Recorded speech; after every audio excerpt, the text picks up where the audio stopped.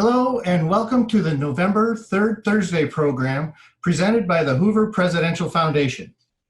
I'm Brad Reiners, the Communication Director for the Foundation, and I'd like to start by thanking our partners in this program, the Herbert Hoover Presidential Library and Museum, the Herbert Hoover National Historic Site, and the West Branch Public Library. We're also pleased to welcome our public library partners from across the state. They include the Burlington, Cedar Falls, Council Bluffs, Davenport, Independence, Sioux Center, Spencer, Urbandale, and Waterloo Public Libraries, as well as the Carnegie Stout Library in Dubuque, the Erickson Library in Boone, and the James Kennedy Public Library in Dyersville.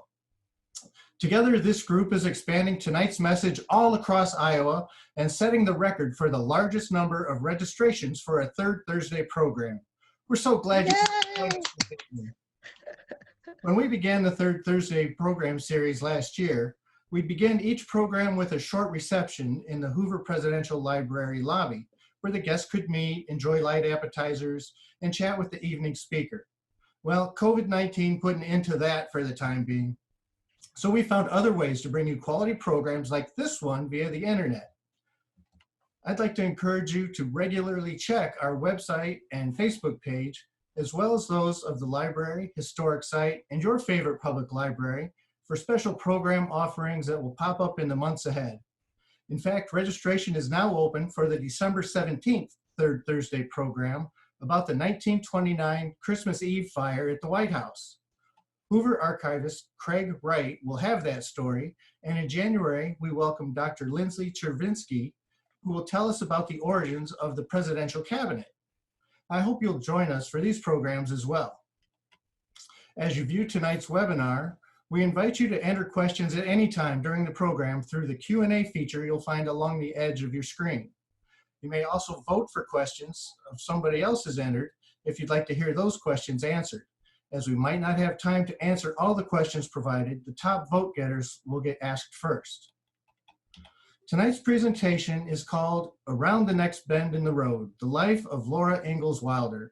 This program imagines Laura thinking back not only just about this current trip, but over her life as she sits down to write the famous summary of her trip, which would eventually be published as On the Way Home. Now with that, it's my pleasure to introduce Sarah Uthoff. She is a graduate of the University of Iowa with a bachelor degree in history education and a master's degree in library science. Sarah is an active Wilder researcher and well-known authority on the subject. She's currently a reference librarian at Kirkwood Community College in Cedar Rapids and the former director of the Oxford, Iowa Public Library. Sarah is a former president of a national Laura Ingalls Wilder organization, a social media chair of the Country School Association of America, and is the Foodways Resource Chair for the Midwest Open Air Museums Coordinating Council. Tonight, she comes to us with her portrayal of Laura Ingalls Wilder in Around the Next Bend in the Road, The Life of Laura Ingalls Wilder. Sarah, it's great to have you here tonight.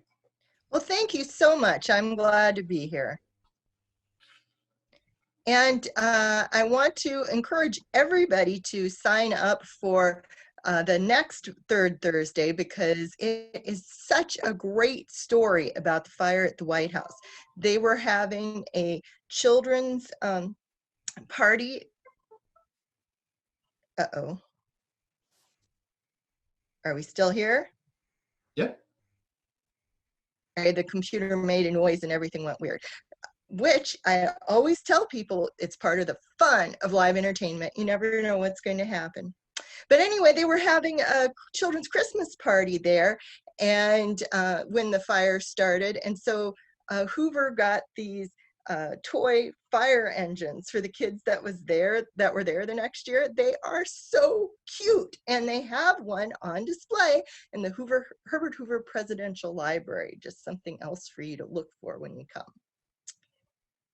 And how this program is going to work is I'm going to talk as me at the beginning, and then when we actually get to Lamar, Missouri, which is where I'm going to be talking tonight from, or Laura is going to be talking to you from, and I'm going to be looking back on Laura's life, and we're going to talk about things that had happened between well, between when she was born and that day in Lamar. And then I'm going to break at that point and turn back into Sarah to finish her life on for what happened after 1894. And with that, oh, and I do want to encourage you to put in your questions. If you get any while we're going along, there's going to be there's a message box, a chat box that you can put your questions in. So I encourage you to do that as you go along, and we'll get around to answering those at the end. And with that, let's go to our PowerPoint. And we're going to slideshow from the beginning. There we go. Welcome to Laura's World. Now,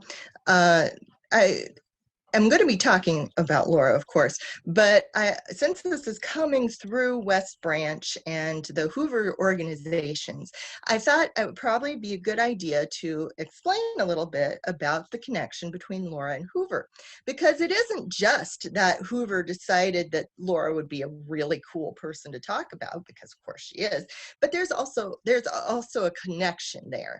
And I'm going to just sort of talk you through a little bit about what you can see in West Branch, because if you haven't gone, you really need to go. Hopefully after COVID it's over. But in West Branch, they have Herbert Hoover's birthplace restored. You can see, much like Laura's birthplace, it was a very small little house, and they have it restored with the furniture in it inside. Although they do have some original pieces, which most of the Laura places unfortunately do not have many of. The best thing about this birthplace, though, is you can stand on the back porch and look up at the top of the hill. And at the top of the hill, straight ahead there, is Hoover's grave and his wife's.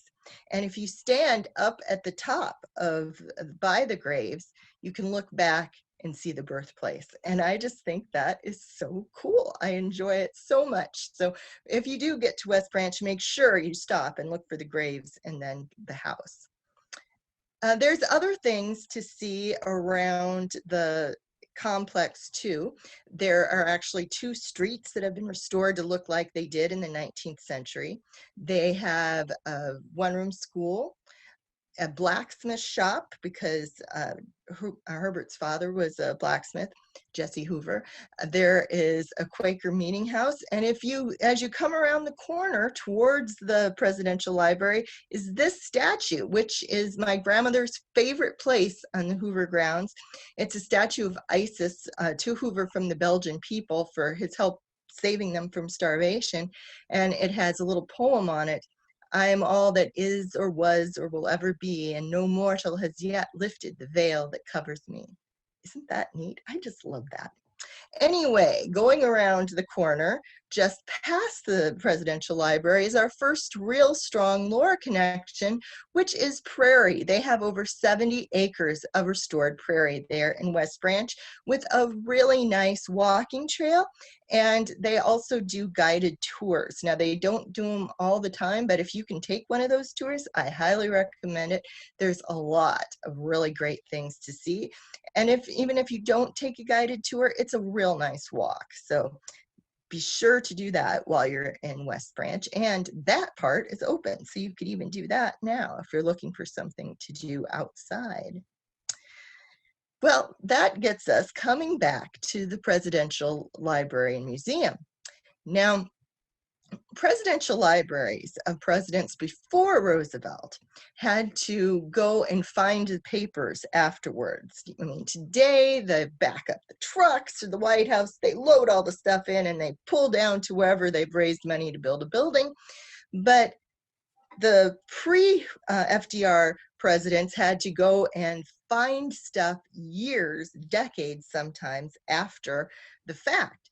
And so they had been working on gathering stuff for Hoover's for quite some time, when in the late 70s, someone pointed out something about the very first biography of Herbert Hoover.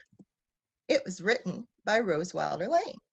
Rose is Laura's daughter, and she had, as part of her ongoing writing career, written this biography. And so they were looking at the time for someplace to put Rose's papers. And they came to an agreement, and they were going to give Rose's papers to Hoover to keep and organized and everything. And they got there, and as I have been told the story, all of Laura's papers and Rose's papers were kind of all mixed up together. And Roger Lee McBride told them that, oh, I think you better take the Laura papers too. And Hoover really didn't have anything to do with Laura, so they were kind of like, we'll just take the Rose stuff. And he said, well, you can have both, or you can't have either. So they took the Laura papers into the presidential library, and really it is a very rare instance. It's only one of two authors of note whose papers are in a presidential library. There are 14 boxes of the Laura and Rose papers, which does not count the videos or photo files or anything like that. And then there are 10 more that were assembled by William Holtz, who wrote the Rose Wilder Lane biography, Ghost in the Little House. And it was because of that connection through Rose that they got the papers. And because of that, they started doing programming about Laura. They did a 2-day conference in 1998, and this is me doing a program there in 1999. And I did it every year for quite a while, and then they had other people come in and start doing it. So almost every year since they started, since 99, they've had a Laura program, and those are recorded, not all of them, but the ones that weren't me are mostly there, and a couple of mine on the Herbert Hoover Presidential Library YouTube channel.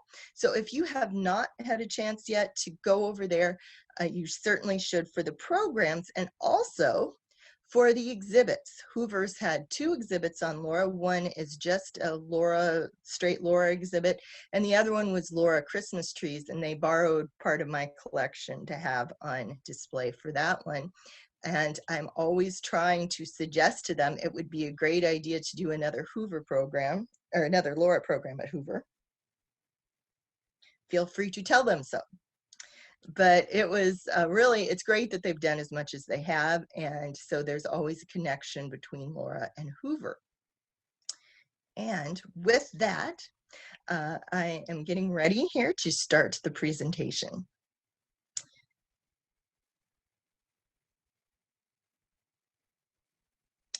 August 1894. We're camped outside of Lamar, Missouri, and I'm settling down to write in my book. I'm keeping a daily diary of our trip from Smet down to Mansfield. I'm also going to write up an account of our trip so far to send back for them to publish in the Smet papers. After all, there's more people than us that are looking for a fresh place to start, and I'm sure people will want to know about what we've seen. Dear folks back home, it has been a long journey, long more ways than one. This 1894 trip has been long enough, but I have been traveling almost as long as I can remember. I remember Pepin. Pepin, Wisconsin. Lake Pepin is just a widening of the river, but it was surrounded on all sides by the big woods. And it was there in the big woods that Pa built our house, a little cabin. Now, Pa and Ma lived here. Mary, my older sister, and I were born here, and we had 2 pets. We had Black Susan the cat and Jack the brindled bulldog. It was a lot different from my husband's experience growing up. He lived on a top farm outside of Malone. His father raised horses. They grew all sorts of different crops. And I must admit, they made a lot more money than Pa ever did. In fact, it was the fact that we weren't making money and that there were so many people around that Pa decided it was time to leave Pepin. And we headed further south, down to Indian country and Independence, Kansas. I remember Independence with its wide open skies. It seemed to spread on forever, even more than it did in Dakota territory. And there was just a little bubble, it seemed like, around our wagon as we went along. And it seemed like it never changed. Of course, it was a long trip getting down to Independence.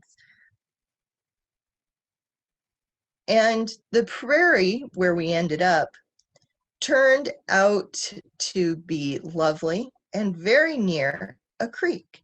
And it was on this spot that Pa took trees from that creek and built us a new house, a little house on the prairie. And it was here that my baby sister Carrie was born. Now, we fought fires, and there was trouble with the local Osage, which were quite rightly upset that we were there because we really didn't have much of a right to be. And then the man who had bought our farm in Pepin had reneged on the deal and said he wasn't going to pay anymore. And so with all those things taken together, we left and headed back up to Pepin.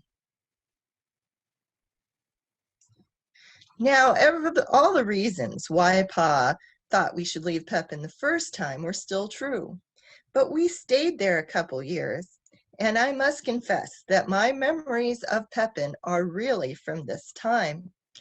And this was the place where both Mary and I first went to school. But Pa was tired of Pepin, and so after a couple years we left again, and this time we headed west, well, almost straight west to Walnut Grove, Minnesota, and the banks of Plum Creek. Plum Creek was a beautiful creek to walk in. It has such a nice sandy bottom. The only caution you have to watch is that it tends to flood in the spring, so it'll carve out holes. So you have to be real careful when you're walking not to fall in. But it's lovely to walk in. At first, we lived in a dugout there in the banks of the creek itself. And then later, Pa was convinced that Walnut Grove was going to be our promised land, that we were going to get as much wheat as we could want and be able to sell it and start anew in this place and be able to afford all those kind of luxuries like Manly was used to back in New York. And so he borrowed money on the wheat crop. And he built us a house, a wonderful house. It had broad boards and glass windows, china doorknobs, and glass windows. It was a wonderful house, and it would be all ours as soon as Pa could harvest the wheat. Wheat was important then. People who raised wheat, and a lot of it, were considered successful farmers. Pa had been trying to find a good place to grow wheat all along. Wisconsin is not a great wheat state overall. That's why it's mostly dairy now. And it was not really great wheat country in Kansas. At least it wasn't as in the corner where we started, or we tried. And so he was sure that this third start in Walnut Grove was going to be the answer to all his prayers, and we were going to be as rich as kings. And then the grasshoppers came. They ate the leaves on the trees, the grass on the ground, Ma's garden. And despite everything Pa did to try and stop them, they ate the wheat. He burned smudge, musty hay, and smoke went all across the field, but it didn't do any good. And worse yet, after we got through that year, Pa realized that the grasshoppers were laying eggs, and there wouldn't be any harvest the next year either. It got so bad that Pa even took charity from the government. This is his receipt to get 2.5 bushels of flour to help us through that winter. So we decided, with the grasshoppers coming back again, that the best thing we could do would be to back trail east and away from the grasshoppers. First, we went to South Troy, Minnesota, where some family was, and we had a lovely time there playing with the cousins. And then one day, little Freddie got sick, and we had the doctor come, and another doctor, and one day he just straightened out his little body and died. And we had to bury him there on the Minnesota prairie and leave because we had a deal with the Stedmans, who we'd known in Walnut Grove, who were going to buy a hotel in Baroque, Iowa. The Masters Hotel, everyone called it. Baroque was just over the Minnesota border. So it was the northernmost town in Iowa, at least in that neck of the woods. And the hotel had a lot of work to it. Not only Ma working, but Mary and I helped too. We had to clean rooms and make beds, sweep floors, and cook. Ma did meals not just for the people who were staying in the hotel, but people around town would come and eat there too. The Stedmans were the ones that had decided to buy this hotel, and Pa never really felt like they did their fair share. Mrs. Stedman especially had put Mary and I to taking care of their boys, but she was supposed to buy us a really nice Christmas present to make up for it, and she didn't get us anything. But to be fair, she probably wasn't feeling very good. A couple years after we left, they did a surgery on her and pulled out a tumor they called as big as a basketball. I would imagine that would make anyone not feel very well. Baroque was an old town. It didn't have that fresh feeling that the towns on the edge of the prairies had. At one time, Baroque had over 200 wagons going through it a night, and it was a major stop on the path through that corner of Iowa. But by the time we got there, that had been a long time ago. The trickle of travelers had slowed down a lot, and there was a nicer hotel across the street. We made do with weekly boarders and with the man who drove the stagecoach. He spent the night there for free if we or he'd bring the people there if we let him spend the night there for free. So see, that even went on back then. I had a great time playing in Baroque, though. I loved to explore the cemetery. There were all sorts of great stories in that cemetery. There were a little girl who had been killed in a prairie fire when she was just my age. there was a couple who died in a flood in the Root River when it lifted their bed up and swooshed it on out of the house, and it took it a long time to sink back into the water. Then there was the Sims family who'd had one son killed in Andersonville prison, and another one had just died with Custer in the Battle of Little Bighorn. There were all sorts of thrilling stories in that cemetery. And there was a creek behind the house, the hotel. Now, it wasn't as nice a creek for wading as Plum Creek was, but it was a lovely creek, and I loved to go walking in it. My schoolmaster there was William Reed. He's the one who taught me about how to do elocution. They don't teach it properly in school nowadays, but let me give you an example.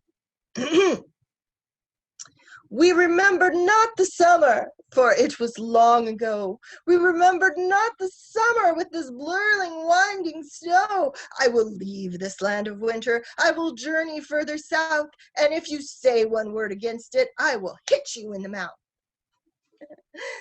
That's a poem that I wrote a few years later during the hard winter. Well, things tended to go from bad to worse there in Baroque, and the next thing you knew, we were headed back to Walnut Grove.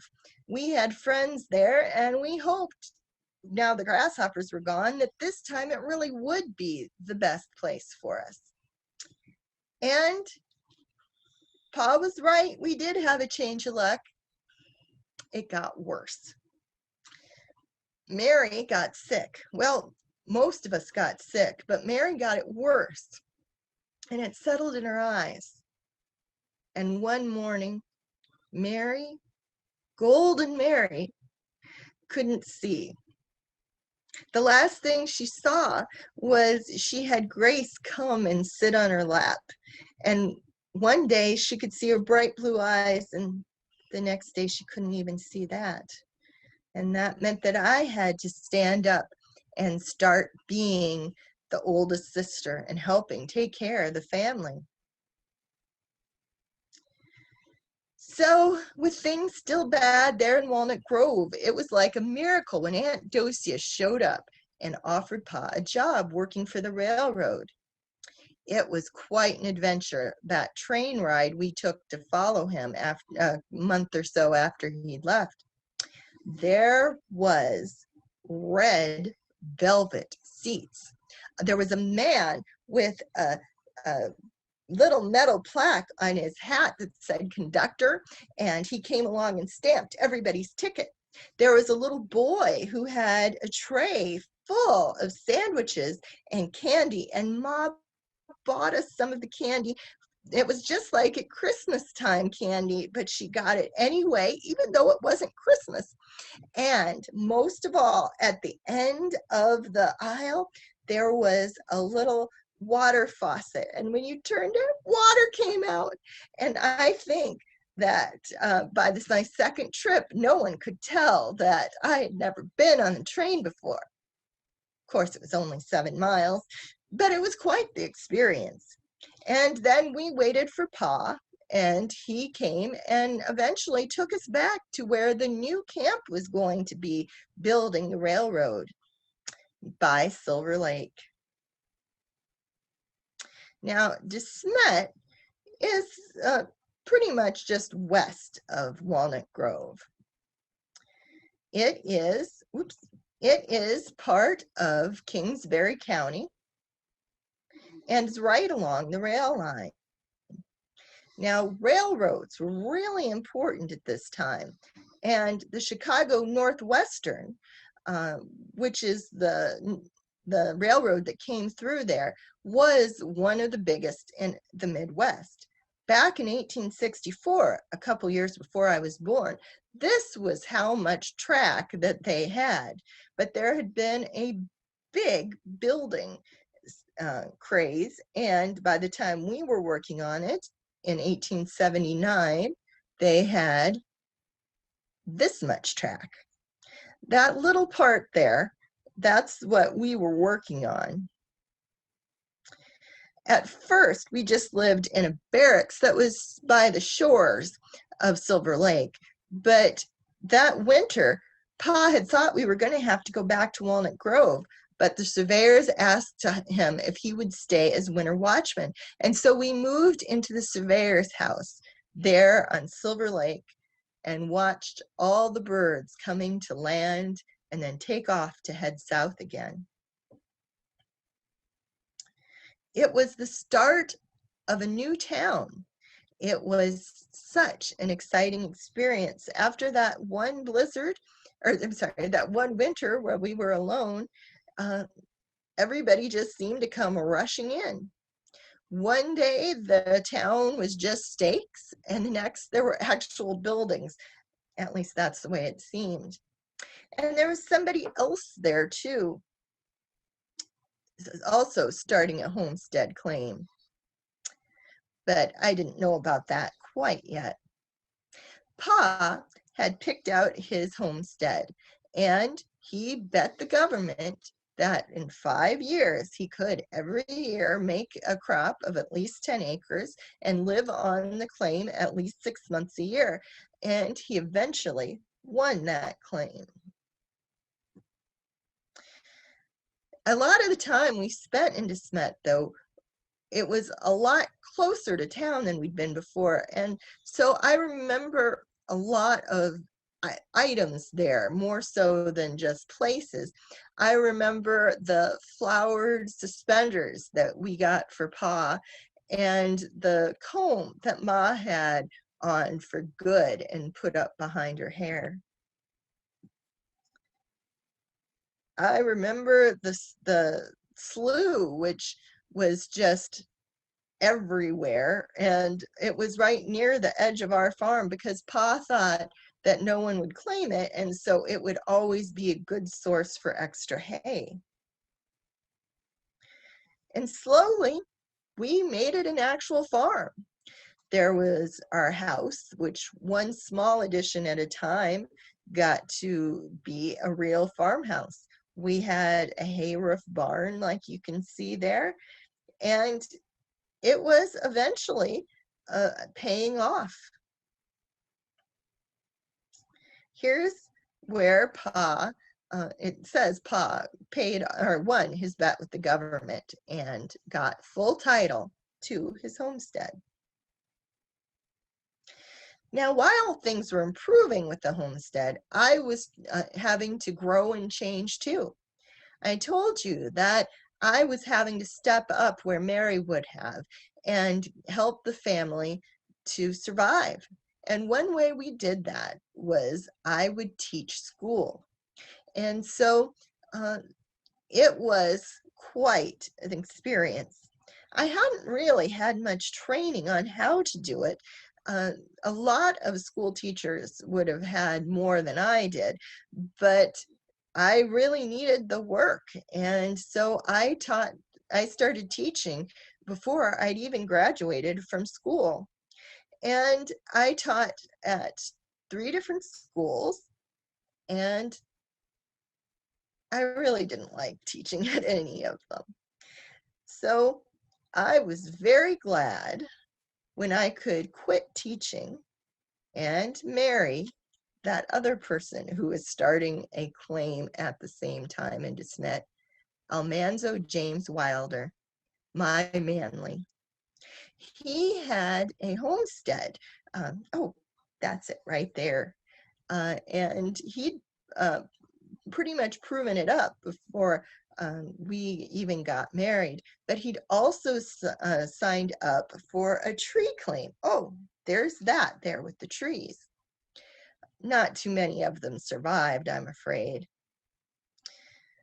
The government could want to make the Smet forest all they wanted, but that didn't mean there was enough rain for it to happen. But El Manzo had paid up the homestead or earned it, and then we also got the tree claim. And things had been hard, but surely things were going to get better after all. We had inherited Pa's luck. And so we had all sorts of things go wrong. But one of the things that went right was right here, where there was a homestead shanty up on that hill, is where our daughter Rose was born. It was another expense, but as I told Manly, you had to expect to pay more for a rose in December than a rose in June. Oh, there's the blind school. I remember when we sent Mary off to Vinton. It was a long ways away, and Ma and Pa took her that first time, though after that she was able to ride on the train herself. She and Pa and Ma came into the train depot, and then they took them around to the school. You can see that central area is the classrooms and the auditorium. And on this side, there are the dormitories that the boys slept in. On the other side, there's an identical wing, and that's where the girls slept. Mary learned how to do all sorts of things. Most importantly, she learned a confidence that I don't think she would have any other way. And she learned how to play the organ and how to make hammocks and apparently travel in time and space. Okay, sorry. I told you, live entertainment, you never know what's going to happen. So she learned how to make hammocks and fly nets for horses and little baskets. And Pa was able to sell those at a general store. But as I said, Smet was not the golden land we were hoping it would be. At least it wasn't for us. We had one bad thing happen after the other. We lost crops to hail.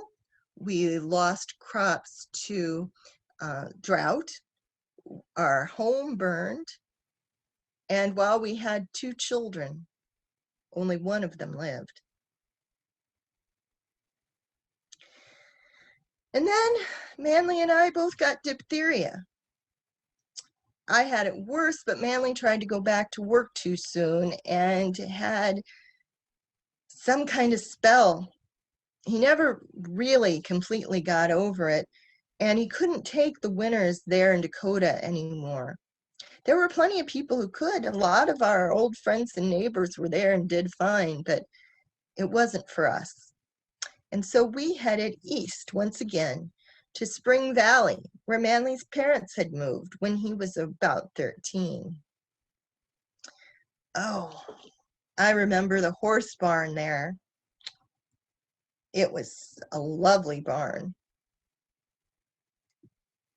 And the church. We went to the church with Mother and Father Wilder. It had just been built that year. And after that, we went back to Smet and decided to start over again. We knew we couldn't stay in Smet, and we had heard a lot about Florida from my cousin Peter. And so to Florida we went. There were alligators that would come up into your front yard, plants that ate meat. And to all of these, a Yankee woman was more a curiosity. I did not like Florida, and we left it as soon as I could arrange it. And we headed back to Smet. This time, we ended up renting a small house in town.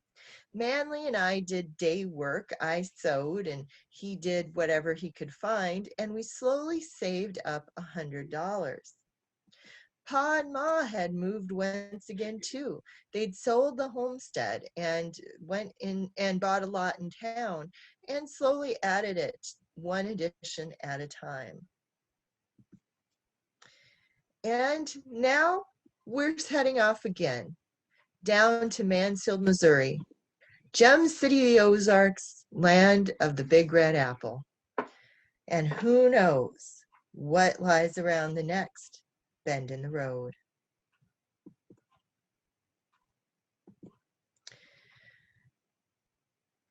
I guess I'd better finish writing my article.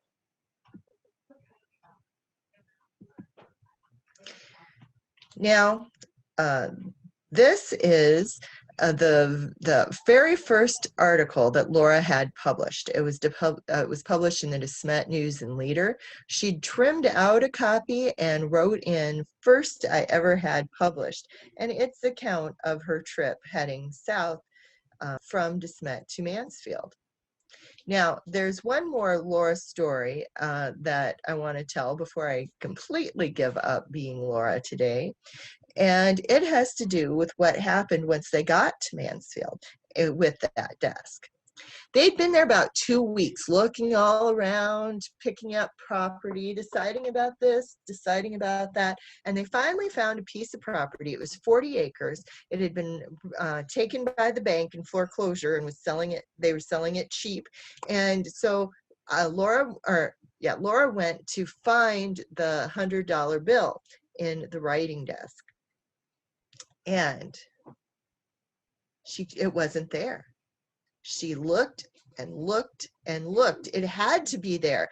They didn't have any money to make it through the winter. They had Rose to feed and take care of. They didn't have any friends in town except the coolies that had ridden down with them.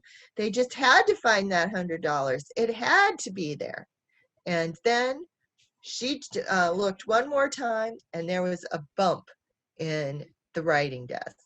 And that was the $100 bill that had slipped between the velvet and the wood of the writing desk as they headed down south. So they took that $100 and they bought Rocky Ridge Farm. And people sometimes wonder about why she called it Rocky Ridge. This is part of her front yard. They at first lived in a little log cabin, not this one, this is just a log cabin, and slowly worked on building up the farm. Eventually, they had over 200 acres of improved land, some of the best horseflesh west of the Mississippi River, and Laura's prize-winning leghorn chickens. And it was those chickens that helped turn Laura into a writer, because she had a chicken speech that she would give telling everybody about how they could make $1 profit per hen per year. And one time she couldn't go, and so she sent her speech all written up to have somebody else read it. And in the audience that night was a man named John Case, who was the editor of the Missouri Ruralist. And you might not have heard of the Ruralist, but if you ever heard of Capper's Weekly, it's a similar publication from the same company. And Laura wrote articles for the Ruralist from 1911 to 1924, when she decided to focus more on the story of her life. And it was during her time in Mansfield that she wrote the books about what had happened earlier to her, and really worked on telling the first half of her life. But the first writing she had done was more about her life in Mansfield. For example, she wrote in the Country Gentleman, the My Ozark Kitchen, and My Ozark Dining Room. I always recommend people read My Ozark Kitchen before they remodel their kitchen, because it is just full of great advice yet today. And it is just, it was the start of Laura Ingalls Wilder as a writer and a national publication. Which gets us down to how she got, which brings us back to the story where we are back in West Branch, Iowa.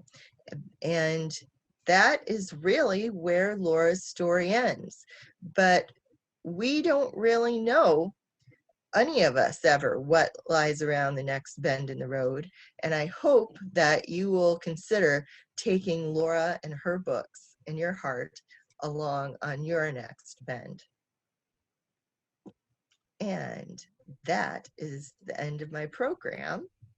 And I think we're ready for questions now. Super, Sarah. Thank you. Our first question asks, can you tell us about Laurapalooza and what that is?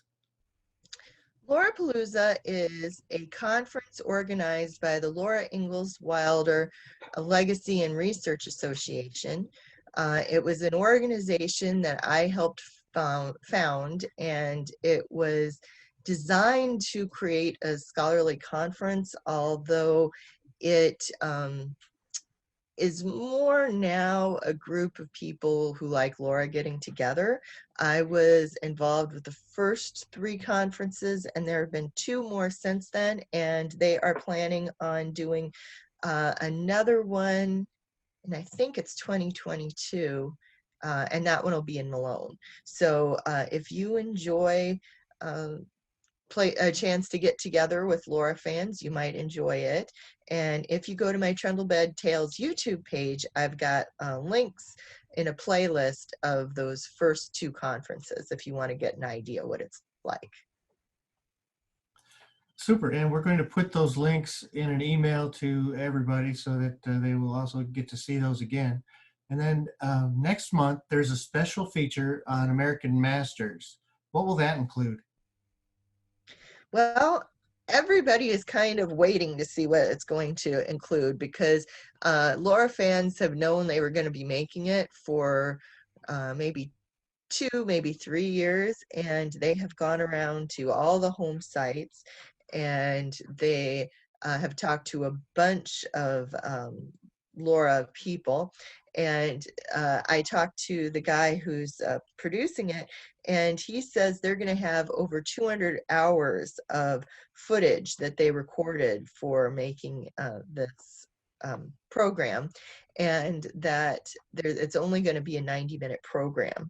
So everybody's kind of wondering what is going to be in it, just what made the cut and what didn't. So we're looking forward to that. It's going to be December 29th on your local PBS station, and hopefully they will be doing some kind of special programming around it. If you're hearing this, contact your PBS station and tell them you want special info about it, because we want to really hope to use this opportunity to spread the word about Laura a little bit more. And it really is important, not just because we want people to continue reading the books, but because there are home site museums. Most of the places Laura lived, you saw pictures of quite a few of them in the program. And if we want those museums to stay, we need to make sure that they have income. And so we're hoping that it raises awareness about the home sites, not just Laura. So we're hoping it's going to be great. Mm-hmm. Our next question got a lot of votes. Drew asks, what do you think caused Mary's blindness? Could it have been scarlet fever? Some think that it might have been meningitis that caused it. It wasn't scarlet fever. We know that for sure. Scarlet fever, well, for one thing, it is very distinctive. Your face turns bright red with scarlet fever. That's why it's called scarlet fever. So it's really easy to know what it is. And nobody talks about Mary's face being red. And in the known medical literature, there isn't any indication that scarlet fever ever causes blindness. So, and also there is an article that it's a really great article. I love it. That talks about how at the beginning of the 20th century, there's kind of this, well, I don't know that I want to say craze, but there were a whole bunch of people. It was a trend, I guess trend would be better, of putting people with scarlet fever in books, like the Velveteen Rabbit. If you've ever read that, the kid has scarlet fever.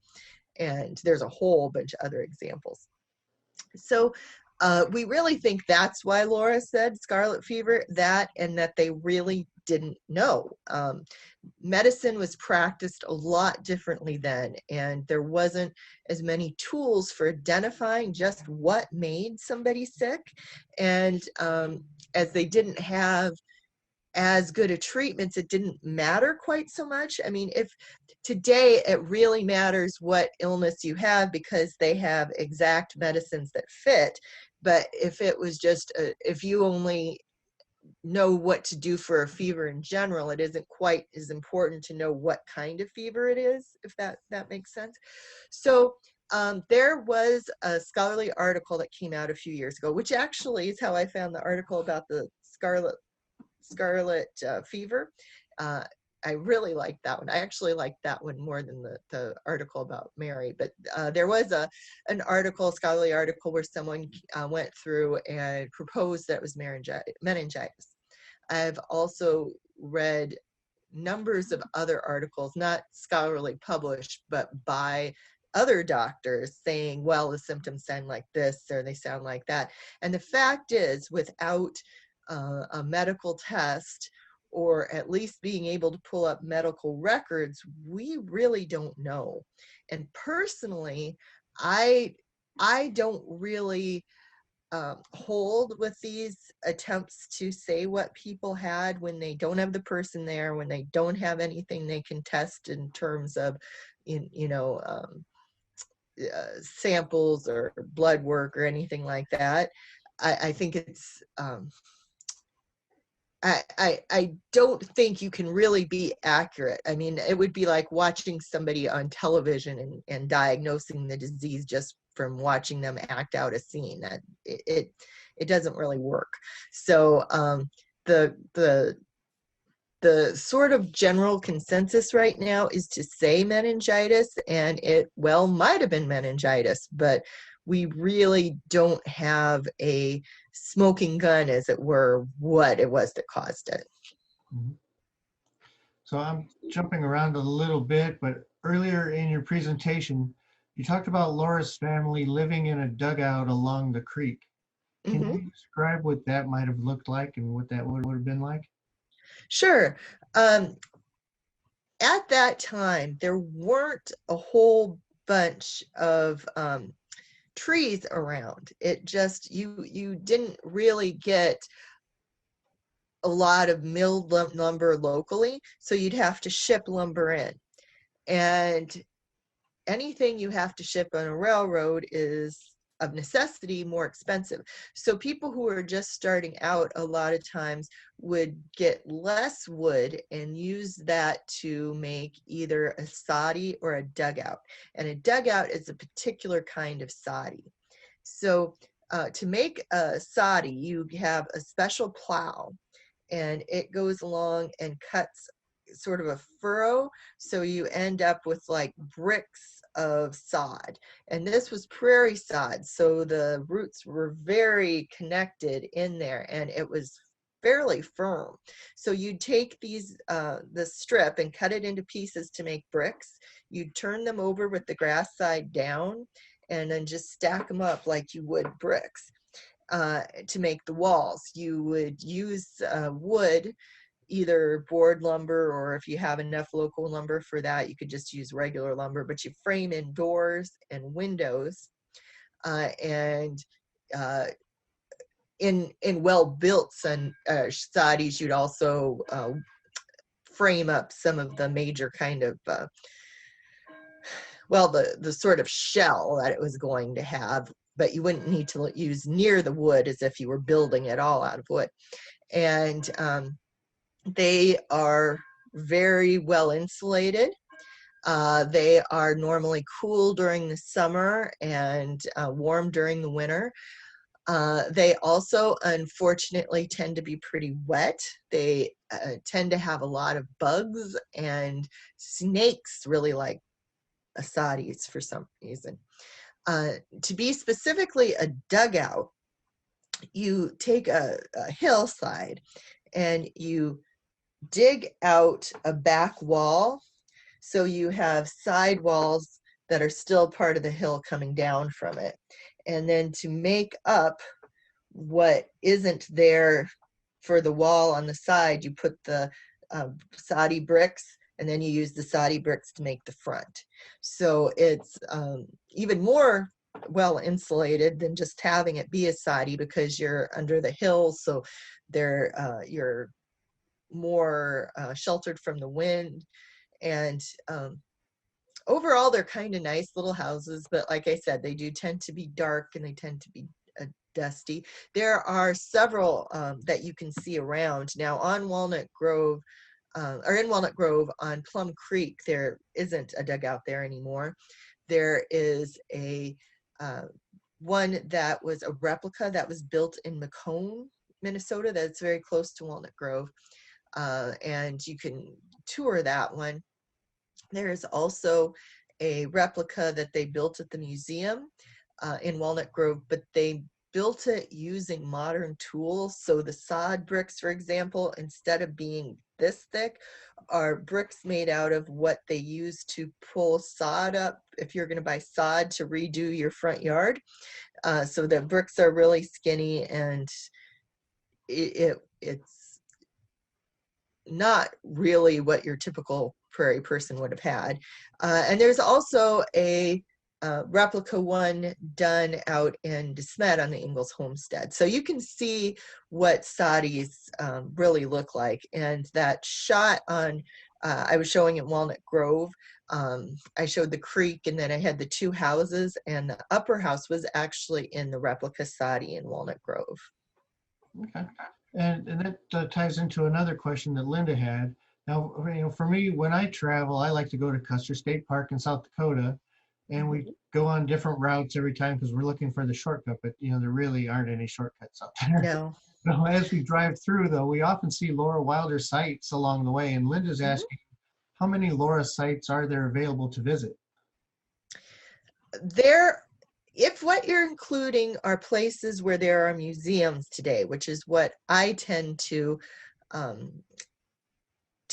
count as Laura sites, there is Pepin, Wisconsin, Independence, Kansas, Walnut Grove, Minnesota, Baroque, Iowa, Spring Valley, Minnesota, Smet, South Dakota, and then where Carrie lived was at Keystone, and her house there burned down. And apparently before the late 70s, you could go there, they made her house into a tea room, and you could go eat in Carrie's house, which I really wish I'd have gotten to do that. And there's also the Mary Ingalls site in Vinton, Iowa. And there right now, the museum is closed because of some political things that we probably do not want to take the time to explain because it's very complicated. It has nothing to do with the COVID crisis right now. It has to do with other political things. So you can't tour the museum there, but you can still see the outside of the house, and they have the signs. So those are the main Laura sites. There are, of course, other places.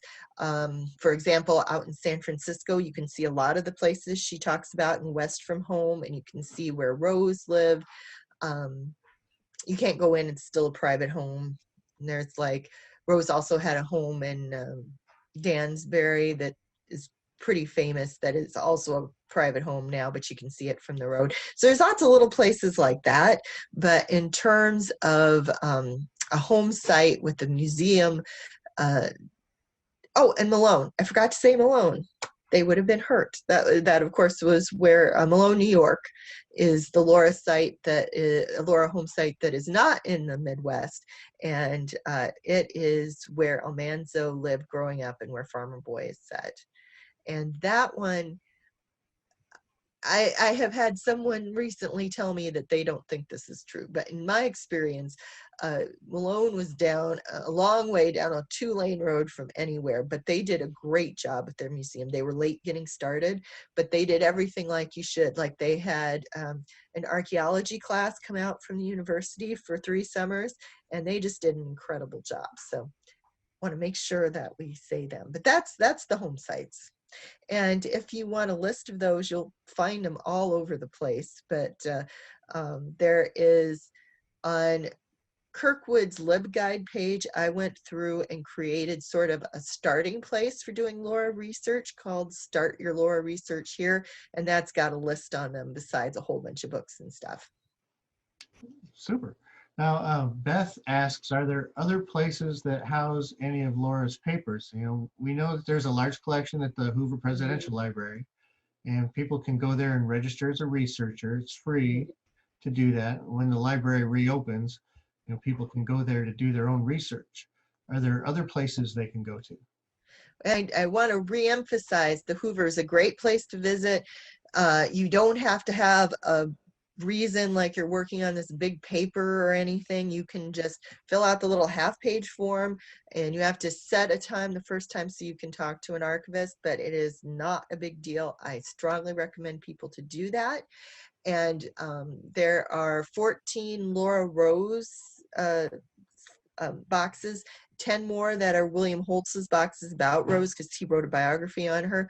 And the Hoover did an outstanding job of reaching out to different archives and different government facilities and getting copies of what they had in Hoover. So you can do a lot of what you want at Hoover. Now, there are other places. Mansfield still has quite a few of her papers.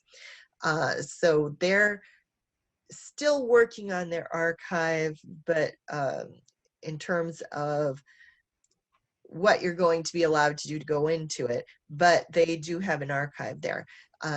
The other places like, you know, Spring Valley or Smet have things that maybe aren't as directly Laura papers. Like they'll have the newspapers where they announced, you know, her getting married to Almanzo and that kind of thing, and like school records showing when she taught and stuff like that. There is also a small collection at the Detroit Public Library. When they named the branch in Laura's honor, she sent some things, including a copy of one of her manuscripts, to be in Detroit to be displayed in the library there. And it is currently not in the library there. It's in their special collections facility in Detroit, but that's there. There's also a collection like that, including a manuscript out at the Pomona Public Library in Pomona, California, for when they named the library for her. And within Mansfield itself, separate from the Laura museum, the library in town has lots of clippings and things, especially about Laura's life in Mansfield, which the last trip I took down to Mansfield in 2019, I did a little tour of the public library there because it's got some cool stuff. So there's lots of little pockets here or there, but for most things that you would be wanting to research, Hoover is really the spot to be, both from what they have originally and what they have as far as copies from other organizations. So like, for example, they have a copy of the FBI file on Rose, which is quite entertaining. Laura wrote an article, well, a little pamphlet about an incident that she had with the FBI. And it was called, "What is this, the Gestapo?" And J. Edgar Hoover had to answer many, many letters from people telling him, "Did you know about this publication?" And they're pretty funny letters. I don't think they were meant to be funny, but they are. Awesome. So as you talked about Mansfield newspaper, Denise asks, is there a published book with all those Mansfield newspaper articles that she wrote? Well, most of the articles in the Mansfield newspapers would be about her, not by her. The ones she wrote were in the Missouri Ruralist.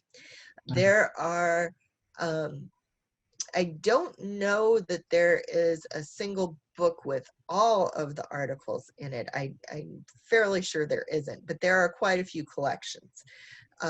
There is a Little House Sampler and a Little House Reader, both by Bill Anderson, that have things that hadn't been published before by all the family members, including Laura, and it has some Moralist articles.